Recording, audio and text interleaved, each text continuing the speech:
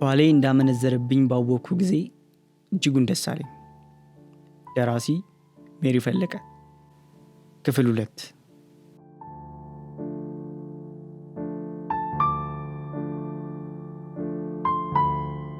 ሰይጣን ይሁን ራሴ ወይም ፈጣሪ ለኃጢአት በቀጠሩልኝ ቀን ካለቃዬ ጋር ባለኩ። ይሄው ነው ኃጢአቴ።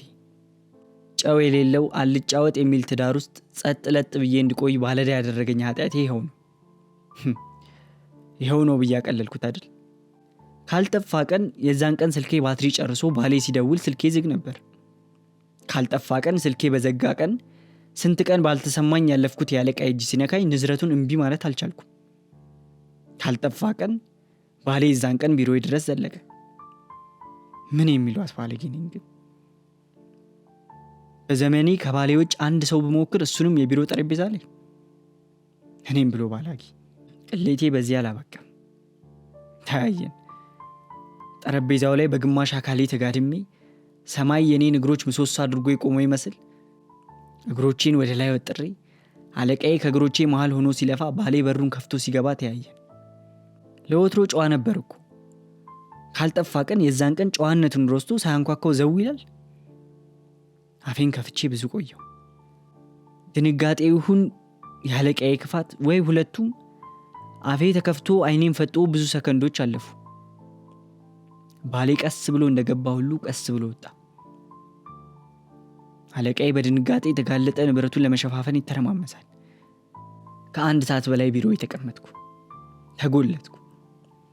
ማስበውን አላውቀውም። ወደ ቤት እንደማልሄድ አውቀዋለሁ። አይኑን አላየውም። ግን ወዴት ነው የሚሄደውስ?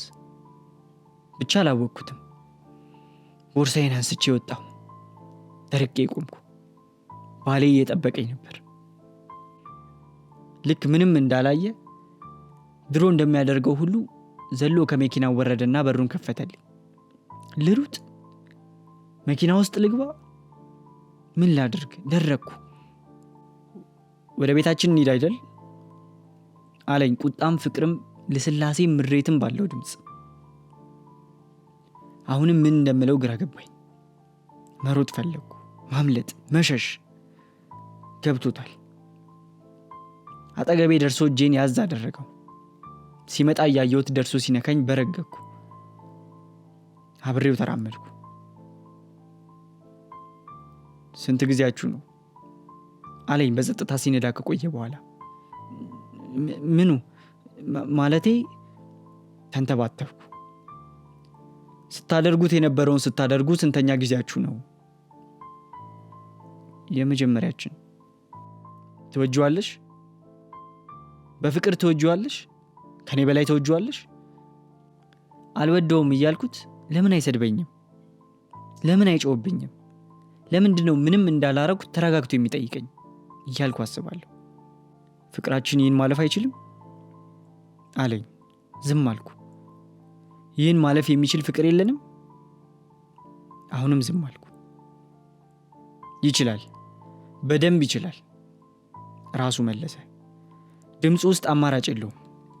እቤት ስንገባ አፉ ከመለጉሙ ውጪ ከዛ ቀን በፊት ከሚያደርገው ምንም ዝንፍ ያላለ አመሻሽ አመሸን። አስፈራኝ። ብዙ ክፉ ሐሳብ አሰብኩ።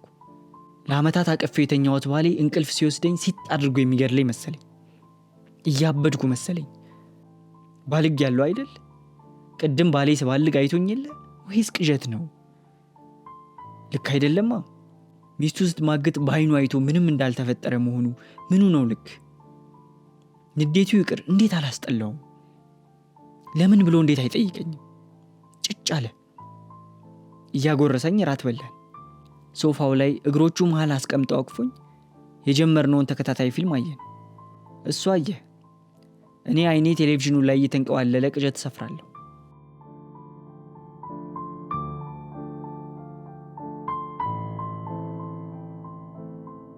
ከቅሌቴ በፊት እንደ አብዛኛው የኢትዮጵያ ሴት ዩኒቨርሲቲ ጨርሼ እስከወጣ ወንድ ልጅ እፉ ነው ተብዬ ነው ያደግኩት።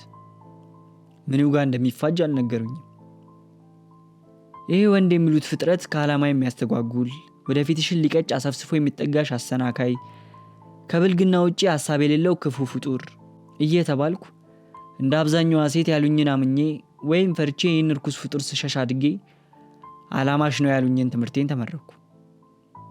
ከዩኒቨርሲቲ ተመርቄ ስራ እንደጀመርኩ ያ አፉ ነው የተባልኩት ወንድ ድንገት በህይወቴ አንገብጋቢ ፍጥረት ሆኖ መቼ ነው የምታገቢው ይለኝ ገባ። እሱ በህይወቴ ስለሌለ ከህይወት ወሳኙ ክፍል እንዳመለጠኝ አይነት ስሸሸው ኖሬ ስፈልገው ብቅ የሚል ያስመስሉታል። እንደ አብዛኛው ሃይማኖተኛ ቤተሰብ እንዳላት ኢትዮጵያዊ የባል መስፈርቱ እግዚአብሔርን የሚፈራ ተብሎ ተምሬያለሁ። 100,000 እግዚአብሔርን የሚፈራ ወንድ ቢኖር ከነዚህ መሃል የኔን ባል የሚመርጥበትን መለኪያ አላስተማሩኝም። ከ100,000 የተገኘው የቀደመ ወይም ይህን ገፍታሪ መኮሳተሬን የደፈረ ብለው አልነገሩኝም። ብቻ መጣ እግዚአብሔርን የሚፈራ እጅግ ደግና መልካም የጨዋ ዘር። አወቅኩት፣ ለመድኩት፣ ወደድኩት። እሰይ የተባረከ መሬት የሆነ ወንድ እድለኛ ነሽ ተባልኩኝ። ቤተ ክርስቲያን ቆሜ በህመሙም በድካሙም በፎከቱም ላልለየው ብዬ ቃል ገባሁ። ውብ ነበር። የመጀመሪያዬ የመጨረሻዬ ህይወቴ ዓለሜ ተባባል። 2 ዓመት ኖርን። የወደድኩት ባሌን ሳይሆን ትዳርን እንደሆነ ገባኝ። እንዴት አላችሁ? እሱን ላላገባችሁና ለፍሬሽ አግቢዎች አብራራለሁ። ያገባችሁ ቢያንስ 5 ዓመት የሆናችሁ ገብቷቸዋል። ልጅ እንውለድ አይደል ፍቅሬ አልኩኝ የሆነ ቀን። ልጅ መውለድ እንደማልችል አልነገርኩሽም እንዴ አለኝ። ልክ ውይ የላክሽኝን ቲማቲም ሳልገዛ ረስቼ መጣሁ እንደሚባለው አይነት ቀለል አድርጎት። ይቀጥላል።